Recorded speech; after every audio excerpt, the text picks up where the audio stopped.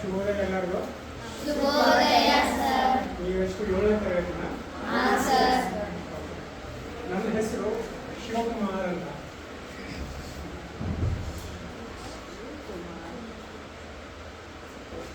ನಾನು ಇಲ್ಲೇ ಬೆಂಗಳೂರಿನಲ್ಲೇ ಹುಟ್ಟಿ ಬೆಳೆದು ಇಲ್ಲೇ ಓದಿರೋದು. ನಾನು ವೃತ್ತಿಯಿಂದ ಸಾಫ್ಟ್ವೇರ್ ಇಂಜಿನಿಯರು. ಇವತ್ತು ನಿಮ್ಮ ಜೊತೆ ಒಂದು ವಿಷಯ ಡಿಸ್ಕಸ್ ಮಾಡಕ್ಕೆ ಬಂದಿದ್ದೀನಿ.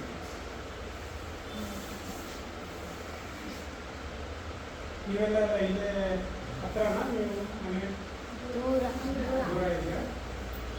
ಓಕೆ. ಎಲ್ಲ ಬೆಂಗಳೂರಿನವರೇನಾ? ಬೇರೆಯವ್ರ?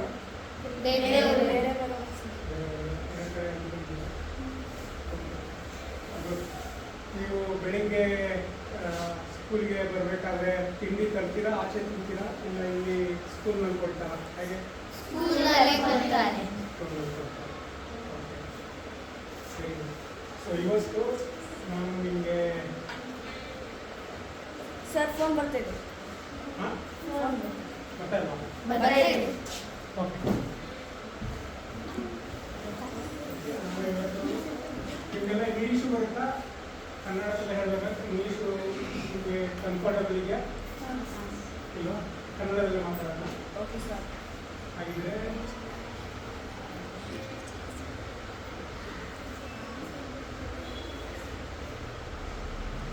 ಆಹಾರ, ಆರೋಗ್ಯ ಮತ್ತು ಸ್ವಚ್ಛತೆ.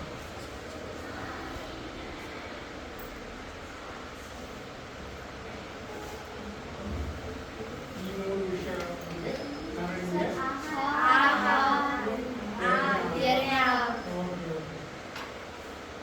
ನಾನು ನಿಮಗೆ ನಾನು ಸ್ಕೂಲ್ನಲ್ಲಿ ಓದಿದ್ದು ಕನ್ನಡ. ಅದಾಗಲೂ ನಾನು ಓದಿದ್ದು ಬರೆದಿದ್ದು ಕನ್ನಡ ಕಡಿಮೆ. ಸೊ ಅದ್ರಲ್ಲಿ ನಾನು ಮಿಸ್ಟೇಕ್ ಆದರೆ ನೀವು ನನ್ನ ಕರೆಕ್ಟ್ ಮಾಡ್ಬೋದು, ಆಯಿತಾ? Thank you.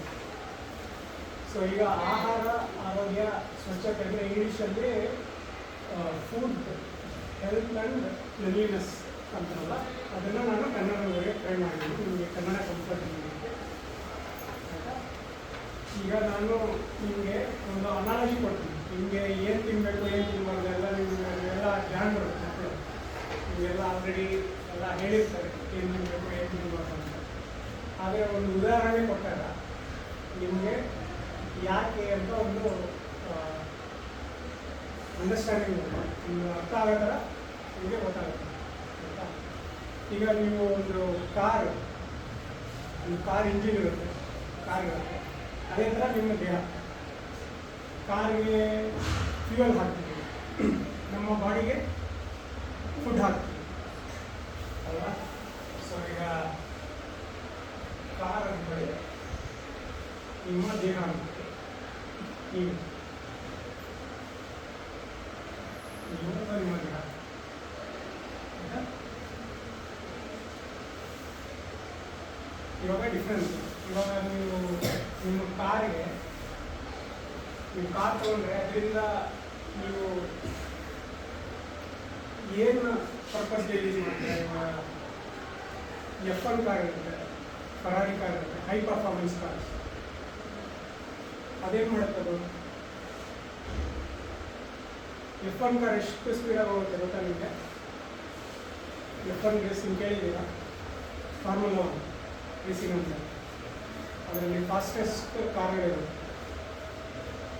ಆ ಇಂಜಿನ್ನು ಅದರಲ್ಲಿರೋ ಇಂಜಿನ್ಗೆ ಒಂದು ಸ್ಪೆಸಿಫಿಕ್ ಟೈಪ್ ಆಫ್ ಫ್ಯೂಯಲ್ ಹಾಕ್ತಾರೆ, ಮತ್ತು ಇಂಧನ ಹಾಕ್ತಾರಲ್ಲ, ಅದರಲ್ಲಿ ಹೈ ಆಕ್ಟೇನ್ ಇಂಧನ, 95ರಿಂದ 102 ಆಕ್ಟೇನ್ ಇರುತ್ತೆ.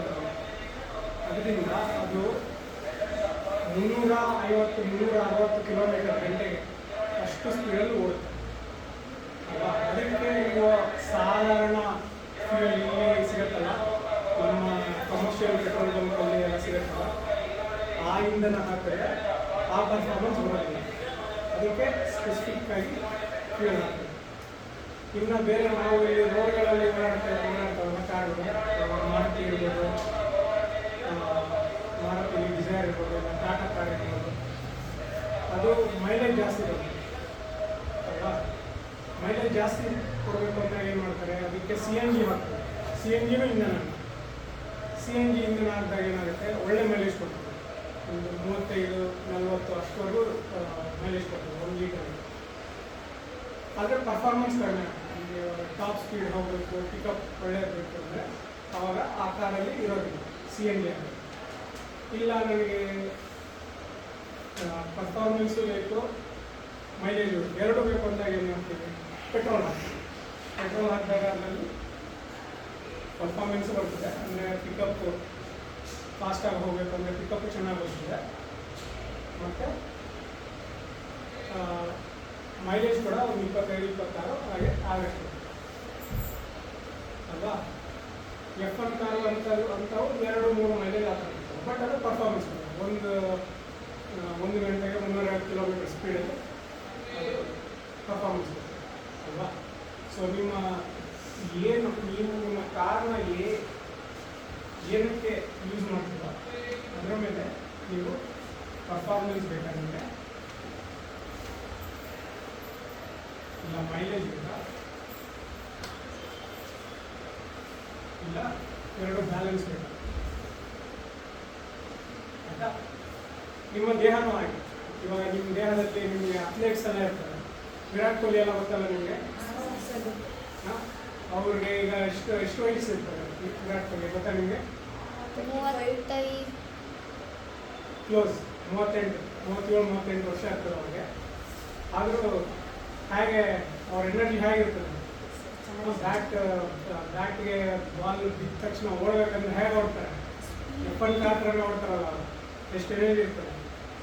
ಸೊ ಅವರು ಎಂಥ ಫುಡ್ ತಿಂತಾರೆ, ಅವರು ನಾರ್ಮಲ್ ನಂತರ ಫುಡ್ ತಿಂತಾರ ಇಲ್ಲ ಅಲ್ಲ. ಅವರು ಅದಕ್ಕೆ ಅವರು ಇವಾಗ ಮುಂಚೆ ಹೇಗಿದ್ರು ನೋಡಿದ್ದೀರಾ ವಿರಾಟ್ ಕೊಹ್ಲಿ ಅವರು ಹೆಂಗಿದ್ದಾಗ ಅವರು ನಾರ್ಮಲ್ ಫುಡ್ ತಿನ್ನೋರು. ಅವರ ಫೇವ್ರೆಟ್ ಫುಡ್ ಬಟರ್ ಚಿಕನ್ ಅಂತ ಗೊತ್ತಾ ನಿಮಗೆ. ಅವಾಗೆಲ್ಲ ಅವ್ರ ಕೆನ್ನೆ ಎಲ್ಲ ದಪ್ಪ ಗುಂಡು ಇದ್ರು. ಅವ್ರನ್ನ ಚಿಕ್ಕ ಅಂತ ಕರೆಯೋದು ಅದಕ್ಕೆ. ಆವಾಗ ಆಗಿದ್ರು ಅಂತ. ಅದಾದಮೇಲೆ ಅವರು ಅವರ ಡಯಟ್ ಪ್ಲಾನ್ ಫುಲ್ಲು ಚೇಂಜ್ ಮಾಡಿ ಈಗ ಅವರು ತಿನ್ನೋದು ಬರೀ ವೆಜಿಟೇರಿಯನ್. ನಾನ್ ವೆಜಿಟೇರಿಯನ್ ಅವರು ಆಲ್ಮೋಸ್ಟ್ ತಿನ್ನೋದೇ ಇಲ್ಲ, ವೆಜಿಟೇರಿಯನ್ ಫುಡ್ ತಿಂತಾರೆ. ಅವರ ಪರ್ಫಾರ್ಮೆನ್ಸ್ಗೆ ಏನು ಬೇಕೋ ಆ ಥರ ಫುಡ್ ತಿಂತಾರೆ. ಹೈ ಕಾರ್ಬು, ಹೈ ಪ್ರೋಟೀನು, ಮತ್ತು ಲೂಬ್ರಿಕೇಷನ್ಗೋಸ್ಕರ ನೀರು ಮತ್ತು ಪ್ರೋಟೀನ್ ವಾಟರ್ ಅಂತ ತೊಗೊಳ್ತಾರೆ ಅಲ್ವಾ. ಸೊ ನಿಮಗೆ ಇಲ್ಲಿ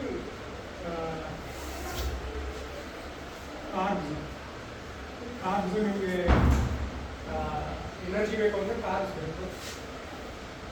ಪ್ರೋಟೀನು ನಿಮಗೆ ಬಾಡಿ ಅಥ್ಲೆಟ್ಸ್ಗೆಲ್ಲ ಬಾಡಿ ಸ್ಟ್ರೈನ್ ಆದಾಗ ರಿಕವರ್ ಆಗೋಕ್ಕೆ ಪ್ರೋಟೀನ್ ಬೇಕಾಗ್ತದೆ.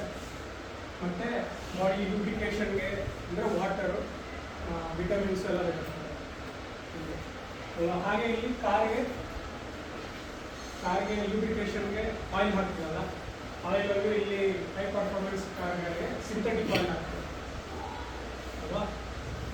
ಇಲ್ಲ ರೆಗ್ಯುಲರ್ ಕಾರ್ಗಳಾದರೆ ನ್ಯಾಚುರಲ್ ಆಯಿಲ್ ಹಾಕ್ತಾರೆ ಅಲ್ವಾ. ಅದೇ ಥರ ಇವಾಗ ನಿಮ್ಮ ಬಾಡಿಗೆ ನೀರಿರಬೇಕು, ಲೂಬ್ರಿಕೇಷನ್ ಬೇಕು, ವರ್ಕ್ ಆಗಬೇಕು ಅಲ್ವಾ. ಸೊ ಲೂಬ್ರಿಕೇಷನ್ಗೆ ಇಲ್ಲಿ ವಾಟರ್ ತಗೋತೀವಿ, ಇಲ್ಲಿ ಆಯಿಲ್ ಹಾಕ್ತೀವಿ. ಓಕೆ. ಸೊ ಅದರಿಂದ ನಿಮ್ಮ ದೇಹ ಫ್ರಿಕ್ಷನ್ ಇಲ್ದಿರ ಹೋಗಬೇಕು ಅಂದರೆ ಆಯಿಲ್ ಇಲ್ಲ, ವಾಟರ್ ಇಲ್ಲ ಅಂದರೆ ಡಿಹೈಡ್ರೇಟ್ ಆಗುತ್ತೆ. ಅದೇ ಥರ ಆಯಿಲ್ ಇಲ್ಲ ಅಂದರೆ ಫ್ರಿಕ್ಷನ್ ಜಾಸ್ತಿ ಆದರೆ ಇಂಜಿನ್ ಸೀಸ್ ಆಗುತ್ತೆ ಅಲ್ವಾ. ಇನ್ನು ನೆಕ್ಸ್ಟು ಇದರಲ್ಲಿ ಇವಾಗ ಪೆಟ್ರೋಲ್ ಕಾರ್ ಇದೆ. ಪೆಟ್ರೋಲ್ ಕಾರ್ಗೆ ನೀವು ಸಿಮೆಂಟ್ ಹಾಕಿದ್ರೆ ಏನಾಗುತ್ತೆ, ಫುಲ್ ಇಲ್ಲ ಸ್ವಲ್ಪ ಹಾಕಿದ್ರೆ ಏನಾಗ್ತದೆ, ಇನ್ನೂ ಓಡ್ತದೆ, ಇಂಜಿನ್ ಓಡ್ತದೆ, ಆದರೆ ಪರ್ಫಾರ್ಮೆನ್ಸ್ ಕಡಿಮೆ ಆಗ್ತದೆ, ಅದರ ವೆಹಿಕಲ್ ಲೈಫ್ ಕಡಿಮೆ ಆಗ್ತದೆ ಅಲ್ವಾ. ಅದೇ ಥರ ನಿಮ್ಮ ಬಾಡಿಗೆ ಇವಾಗ ಜಂಕ್ ಫುಡ್ ಅಂತಾರಲ್ಲ, ಜಂಕ್ ಫುಡ್ ಅಂದರೆ ಏನು, ಸೊ ಅದು ತಿಂದರೂ ನಿಮ್ಮ ಬಾಡಿ ನಡೀತದ ನಡೆಯಲ್ಲ? ನಡೀತದೆ. ಬಟ್ ನೀವು ಅದು ಒಂದು ಸಮೋಸ ತಿಂದು ಚಿಪ್ಸ್ ತಿಂದು ಮ್ಯಾರಥಾನ್ ನೋಡ್ಲಿಕ್ಕೆ ಆಗ್ತದಾ? ವಿರಾಟ್ ಕೊಹ್ಲಿ ಥರ ಪರ್ಫಾರ್ಮೆನ್ಸ್ ಕೊಡ್ಲಿಕ್ಕೆ ಆಗ್ತದಾ? ಆಗೋದಿಲ್ಲ. ನೀವು ಇವಾಗ ಆಯಿಲಿ ಫುಡ್ಡು, ಜಂಕ್ ಫುಡ್ಡು ಅದೆಲ್ಲ ತಿಂದರೆ ಕಾಗೆ ಕೆರೋಸಿನ್ ಹಾಕ್ತಾರೆ. ಅದು ನಡಿಬೋದು, ಆದರೆ ಅದು ಲೈಫ್ ಕಡಿಮೆ ಅಲ್ವಾ? ಸೊ ಅದಕ್ಕೆ ನಿಮಗೆ ಇವಾಗ ನೀವು ಡಿಪೆಂಡಿಂಗ್ ಆನ್ ನೀವು ಅಥ್ಲೆಟ್ಸ್ ಆಗಬೇಕು, ಇಲ್ಲ ಫಿಸಿಕಲ್ ಆ್ಯಕ್ಟಿವಿಟಿ ಮಾಡಬೇಕು, ಅದರಲ್ಲಿ ನಿಮಗೆ ಇಂಟ್ರೆಸ್ಟ್ ಇರುತ್ತೆ, ಅದ್ರ ತಕ್ಕನಾಗೆ ನೀವು ಫುಡ್ ತೊಗೊಳ್ಬೇಕು ಅಲ್ವಾ? ಇವಾಗ ಹೈ ಪರ್ಫಾರ್ಮೆನ್ಸ್ ಪೆಟ್ರೋಲ್ ಅಂದರೆ ಆಕ್ಟೇನ್ 95 ಶೆಲ್ಲಲ್ಲಿ ಇರ್ತದಲ್ಲ, 95 ಪೆಟ್ರೋಲ್ 95 ಅಂತ ಇರುತ್ತೆ, XP 95 ಅಂತ ಇರ್ತದೆ, XP ಪೆಟ್ರೋಲ್ ಇದರಲ್ಲಿ ಶೆಲ್ಲಲ್ಲಿ ಇರ್ತದೆ ಫಾಸ್ಟ್ ಪೆಟ್ರೋಲ್ ಅಂತ ಅದರಲ್ಲಿ 95 ಮೇಲೆ ಇರ್ತದೆ ಅಲ್ವಾ? ಅದೇ ಥರ ನೀವು ನಿಮಗೆ ಹೈ ಪರ್ಫಾರ್ಮೆನ್ಸ್ ಬೇಕು ಅಂದಾಗ ಆ ಪ್ರಕಾರ ಫುಡ್ ತಿನ್ನಬೇಕು. ಅದೇ ಇವಾಗ ನಿಮಗೆ ವಿಶ್ವನಾಥ್ ಆನಂದ್ ಗೊತ್ತಾ? ವಿಶ್ವನಾಥ್ ಆನಂದ್, ಮುಖೇಶ್ ಗೊತ್ತಾ? Chess champion, grand master. ಇಂಡಿಯಾಗೆ ಇಬ್ಬರು ಗ್ರ್ಯಾಂಡ್ ಮಾಸ್ಟರ್ ಇದ್ದಾರೆ. ವಿಶ್ವನಾಥ್ ಆನಂದ್ ಅಂತ ಅವರು ಚೆಸ್ನಲ್ಲಿ ಗ್ರ್ಯಾಂಡ್ ಮಾಸ್ಟರ್. ಒಂದು ಏನಿಲ್ಲ ಅಂದರೆ ಒಂದು 20-25 ವರ್ಷ ಅವರೇ ಗ್ರ್ಯಾಂಡ್ ಮಾಸ್ಟರ್ ಇಂಡಿಯಾದಿಂದ ಆಯಿತಾ. ಮತ್ತು ಇವಾಗ ಮುಖೇಶ್ ರೀಸೆಂಟಾಗಿ ಗ್ರ್ಯಾಂಡ್ ಮಾಸ್ಟರ್, ಗೊತ್ತಿಲ್ಲ ನಿಮಗೆ? ಅವರು ಚೆಸ್ನಲ್ಲಿ ಚಾಂಪಿಯನ್, ವರ್ಲ್ಡ್ ಚಾಂಪಿಯನ್ ಆಯಿತಾ. ಸೊ ಅವರು ಯಾವ ಥರ ಊಟ ಮಾಡ್ತಾರೆ? ಅವ್ರಿಗೇನು ಹೈ ಪರ್ಫಾರ್ಮೆನ್ಸ್ ಬೇಕಿಲ್ಲ, ಬಟ್ ಅವ್ರಿಗೆ ಮೆಂಟಲಿ ಅವ್ರಿಗೆ ಫಿಸಿಕಲ್ ಆ್ಯಕ್ಟಿವಿಟಿಗೆ ಒಂಥರ ಎನರ್ಜಿ ಬೇಕು, ಮೆಂಟಲ್ ಆ್ಯಕ್ಟಿವಿಗೆ ಒಂಥರ ಎನರ್ಜಿ ಬೇಕು. ಸೊ ಅದ್ರ ಪ್ರಕಾರ ಅವ್ರು ತಿಂತಾರೆ ಅಲ್ವಾ? ಅದಕ್ಕೆ ಹೈ ಪ್ರೋಟೀನ್ ಬೇಕಿಲ್ಲ, ಬಟ್ ಬೇರೆ ವಿಟಮಿನ್ಸು, ಹೈಡ್ರೇಷನ್ ಅದೆಲ್ಲ ಬೇಕೇ ಬೇಕು ಅಲ್ವಾ? ಇವಾಗ ಅದು ಪೆಟ್ರೋಲ್ನಲ್ಲಿ ನೋಡಿದ್ರೆ ನಿಮಗೆ 95 ಪೆಟ್ರೋಲ್ ಬೇಕಿಲ್ಲ ಅಂದರೂ 90 ಆಕ್ಟೇನ್ ಆದರೂ ನಡೀತದೆ ಅಲ್ವಾ? ಸೊ ಇವಾಗ ನೀವು ಮಕ್ಕಳಿಗೆ ನೀವು ರೆಗ್ಯುಲರ್ ಆ್ಯಕ್ಟಿವಿಟಿಗೆ ಯಾವ ಥರ ಬೇಕು ಅಂತ ನಿಮ್ಗೆ ಆಲ್ರೆಡಿ ಇಲ್ಲಿ ಶಾಲೆಯಲ್ಲಿ ಕೊಡ್ತಾ ಇದ್ದಾರೆ ಅಂದರೆ ಎಲ್ಲ ಯೋಚನೆ ಮಾಡಿ ಕೊಡ್ತಾರೆ ಅಲ್ವಾ? ಅದು ನೀವು ಆ ಮನೇಲಿ ಕೂಡ ಜಂಕ್ ಫುಡ್ ಎಲ್ಲ ಅವಾಯ್ಡ್ ಮಾಡಿ ಅದು ತಿಂದರೆ ಇದ್ದರೆ ಆವಾಗ ನಿಮ್ಮ ಲೈಫು ಲಾಂಗ್ ಆಗ್ತದೆ ಅಲ್ವಾ? ಇಲ್ಲಾಂದರೆ ಕಾರ್ಗೆ ಕೆರೋಸಿನ್ ಹಾಕಿದಾಗೆ ನಿಮ್ಮ ಲೈಫ್ ಶಾರ್ಟ್ ಆಗ್ತದೆ, ನಿಮಗೆ ಪರ್ಫಾರ್ಮೆನ್ಸ್ ಕಡಿಮೆ ಆಗ್ತದೆ ಅಲ್ವಾ?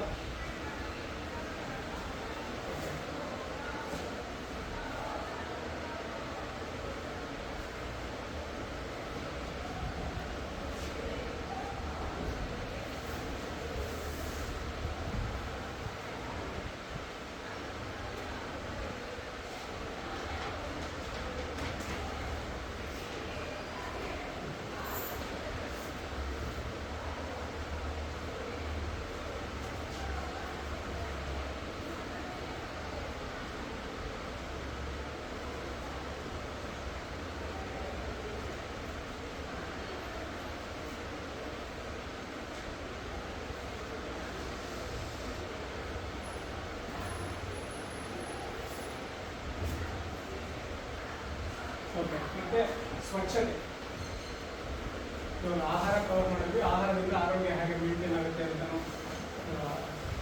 ಕವರ್ ಮಾಡ್ಬೋದಾ? ಇವಾಗ ಸ್ವಚ್ಛತೆ, ಇವಾಗ ನೀವು ಬೆಳಿಗ್ಗೆ ಎದ್ದು ಬ್ರಷ್ ಮಾಡ್ತೀರಿ, ಸ್ನಾನ ಮಾಡ್ತೀರಿ ಅಲ್ವಾ?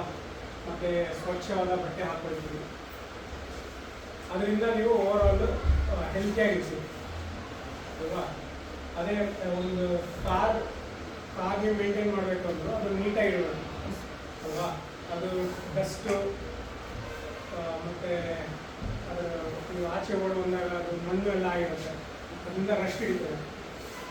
ಅದು ನೀವು ಸ್ವಚ್ಛ ಮಾಡಲಿಲ್ಲ ಅಂದರೆ ಅದು ರಸ್ಟ್ ಹಿಡಿದು ಫ್ಯೂಯಲ್ ಟ್ಯಾಂಕ್ ಇರ್ತದಲ್ಲ ಅದರೊಳಗಡೆ ರಸ್ಟ್ ಹಿಡಿತು ಅಂದರೆ ನಿಮ್ಮ ಫ್ಯೂಯಲ್ಲಿಂದ ಮತ್ತು ಕಾರ್ಬೊರೇಟ್ರಿ ಅಲ್ಲಿ ಡಸ್ಟ್ ಇರೋದೆ, ಕಾರ್ಬೊರೇಟ್ರಿಂದ ನಿಮ್ಮ ಇಂಜಿನ್ ಒಳಗೆ ಡಸ್ಟ್ ಹೋಗ್ತದೆ ಡಸ್ಟ್ ಹೋದಾಗ ಏನಾಗ್ತದೆ, ಇಂಜಿನಲ್ಲಿ ಅಫೆಕ್ಟ್ ಆಗ್ತದಲ್ಲ.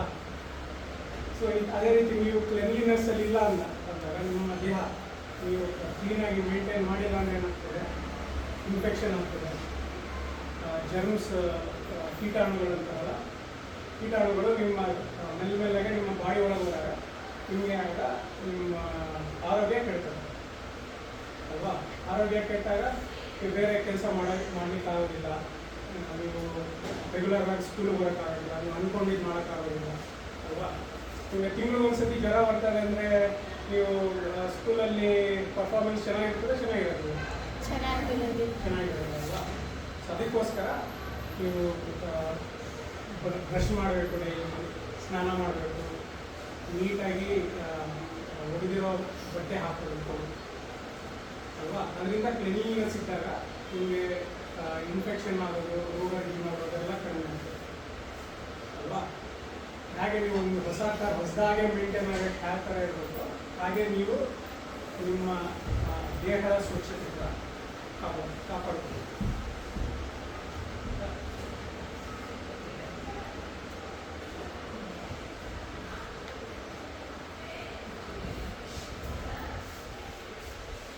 ಡೌಟ್ಸ್ ಇದೆ, ಅವ್ರನ್ನ ಕೇಳಿ. ನಿಮ್ಮ ಡೌಟ್ ಇದೆಯಾ? ಡೌಟ್ ಇದೆಯಾ?